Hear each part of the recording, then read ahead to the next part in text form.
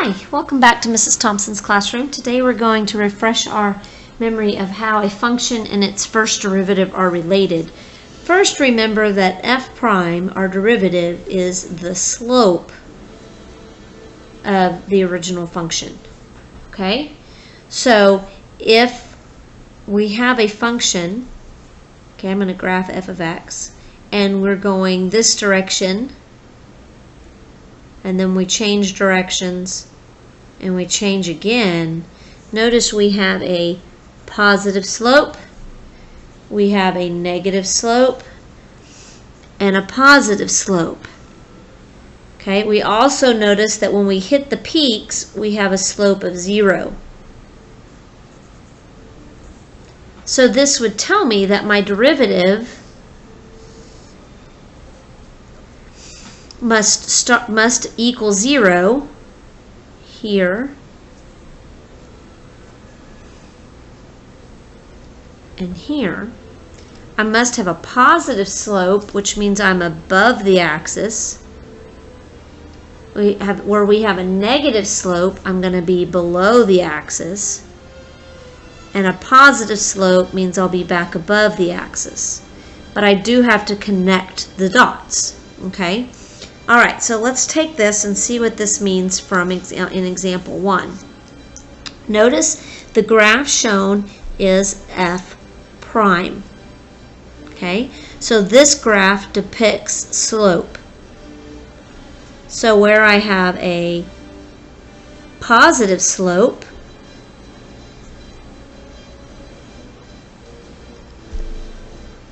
my original function will be increasing. So that is from, let's see, 4 to infinity on this side here, and from negative 3 to negative 1 on this side here. So I'll join those two sets. Now where it is decreasing is where the derivative is negative. So that's here and here. Okay? Negative derivative, negative slope means decreasing. So that goes from negative infinity to negative 3, and then from negative 1 to 4. Okay? Now, mins and maxes, let's look what this means. Where I have a negative slope, my function has to be coming down. Where I have a positive slope, my function has to be going back up. A negative slope means I'm coming back down. And then a positive slope means I have to go back up again. So each time it hits 0, I have a change in direction as it goes from negative to positive. So I'm going negative to positive, I've gotten a minimum. Okay, so at negative 3, I have a minimum.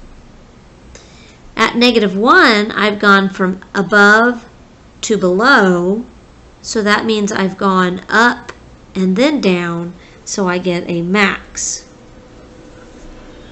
And then here at 4, I've gone from below to above, so I've gone from decreasing to increasing, so I get a valley, so that's a minimum. Okay.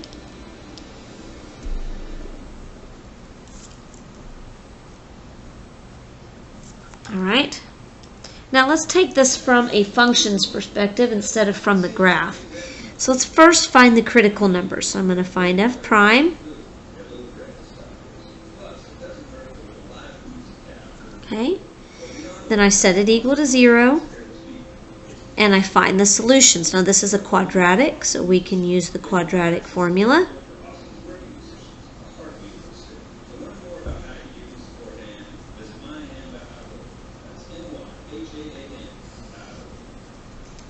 So I get 2 plus or minus the square root. This gives me 12 times 9 is 108. That will end up being positive, so it's 112 over 6. Okay? So, the intervals on which we are increasing and decreasing. Well, the first thing I would do is I would kind of get an idea in my head of what the decimal approximation is for this. So let's simplify it a little bit. 2 over 6 is a third. The square root of 112, that is divisible by 4, so I can bring out a 2, and that'll give me 28, which is still divisible by 2, so I can actually bring out another 2, and I get this.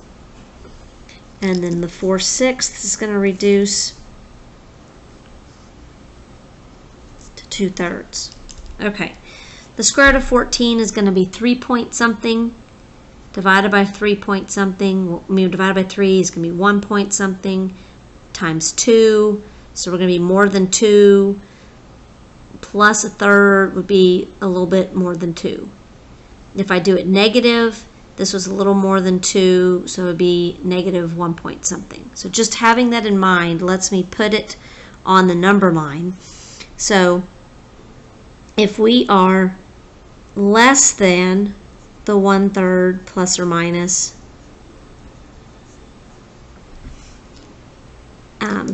actually let's just use the negative one to start with. If we're less than that, then we're going to be a negative number.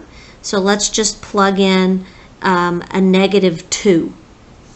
So we'll get 3 times 4, that's 12. 2 times negative 2, so this would be 12 plus 4, that's 16 minus, so that's positive. Okay, if we are greater than the plus, so let's just pick 4. So we'll have 4 squared is 16 times 3 is 48. 48 minus 8 would be 40 minus 9, that's still positive. But what happens if we're in between the two?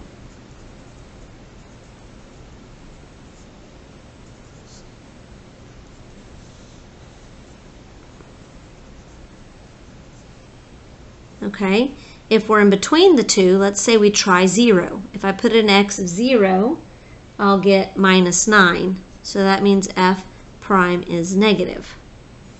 So where I was positive, I'll be increasing. So from negative infinity to the 1/3 minus the 2 square root of 14 over 3. And then from 1/3 plus the square root over 3 to infinity, I'm increasing. Where I was negative, I will be decreasing. So that's the answer that it's looking for here. So that's going to be from 1/3 minus to the plus. Okay, so where are the extreme values? Well, let's see. Where I change from increase, I go increase, and then I decrease, and then I increase. So I'm going to get a max and a min at these two x values. So the max will be f of 1/3 minus, and the min will be at the 1/3 plus. And of course we can get decimal approximations if we need it and need to do something else with it. Okay, now what about a problem like this? Let's say we know where our relative minimum is, but I don't know for sure what the function is. Let's see, I just know that it's x squared minus 6x plus some number k. And I want to figure out the value of k that gives me this information. Well, the first thing I do is I take my derivative, I set it equal to 0.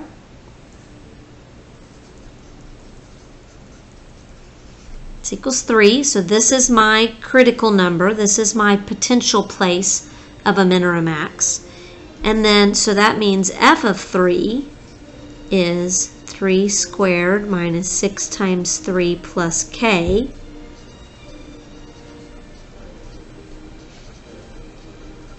And it's telling me in the problem that this place where a minimum occurs equals -5.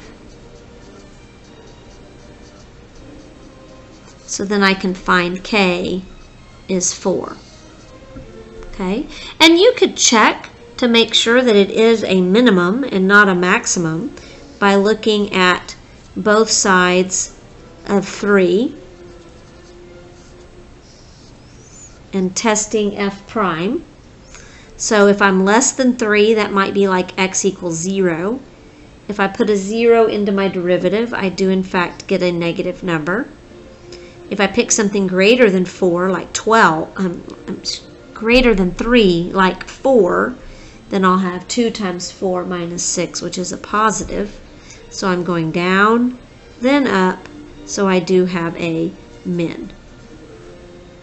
Okay? All right, hopefully that will help you go through your homework a little bit, and then you can ask questions next time in class.